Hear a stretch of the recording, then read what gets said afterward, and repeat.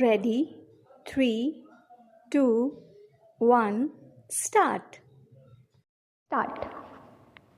अध्यक्ष महोदय, सबसे पहले मैं 2-3 बातों के बारे में जिक्र करना चाहती हूँ जो सदन में उठाई गई है और जिनका अभी तक हमें मंत्री जी से कोई उत्तर नहीं मिला है। विराम। जहाँ तक यातायात का सवाल है, वाहनों के द्वारा ही हमारी तरक्की हो सकती है और वाहनों के द्वारा ही हम प्रगति कर सकते हैं। विराम। लेकिन उसकी यह सरकार जितनी उपेक्षा कर रही है उतनी शायद दूसरे कामों की नहीं कर रही है। विराम। मैं पहले यह स्पष्ट कर दूं कि हमारा दृष्टिकोण प्रशंसा करने का नहीं होता, हमारा दृष्टिकोण आलोचना का होता है। विराम। जो अवगुण हैं उन्हें मैं बताने की कोशिश करूँगी, जो गुण हैं उन्हें तो दूसरी पार्टी के लोग बताएंगे, ऐसी प्रथा है। विराम।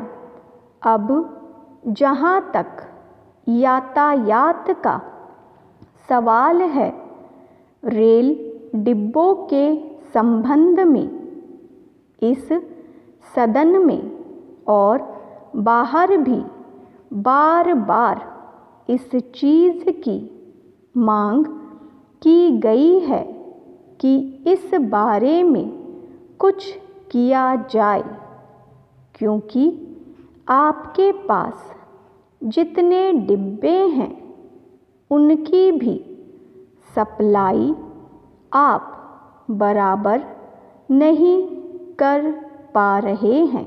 विराम।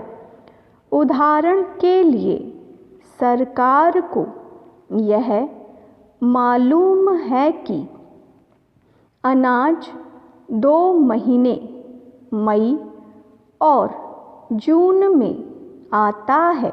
विराम। इसी समय वह किसानों के पास से मंडियों में आता है। विराम। लेकिन उस समय जहाँ भी मंडी है वहाँ वैगन नहीं दिए जाएंगे और जब वर्षा शुरू हो जाएगी, जून जुलाई का महीना होगा या अगस्त का महीना होगा, तब वैगन दिए जाएंगे। विराम। एक तरफ तो आप कहते हैं कि किसानों को सुविधाएं दे रहे हैं और दूसरी तरफ उनके अधिकारों पर आप हमला कर रहे हैं। विराम। जब फसल आएगी और वैगन नहीं मिलेंगे तो क्या होगा? उसका परिणाम यह होगा कि बाज़ार में अनाज तो आएगा लेकिन खरीदने वाले नहीं होंगे, क्योंकि उनके पास पैसा नहीं होगा। विराम। एक तरफ तो भ्रष्टाचार के कारण बैंक वाले पैसा नहीं देते हैं और दूसरी तरफ जब वैगन नहीं होंगे तो माल बाहर नहीं आएगा और किसानों का अनाज नहीं बिक सकेगा। विराम। जब किसानों के पास आमदनी का ज़रिया होता है तब आप ट्रांसपोर्ट का इंतज़ाम नहीं करते हैं, जिससे उनका बहुत नुकसान होता है। विराम।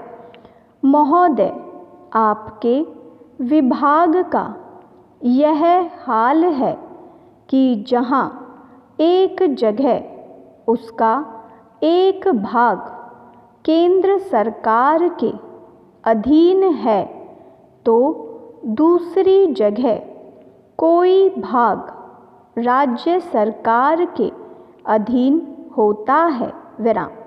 वहाँ पर आपका कानून अलग लागू होगा। विराम। वह सारे भागों में एक सा लागू होना चाहिए। विराम।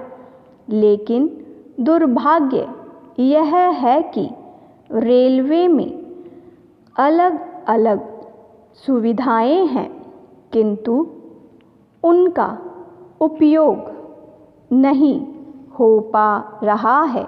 स्टॉप।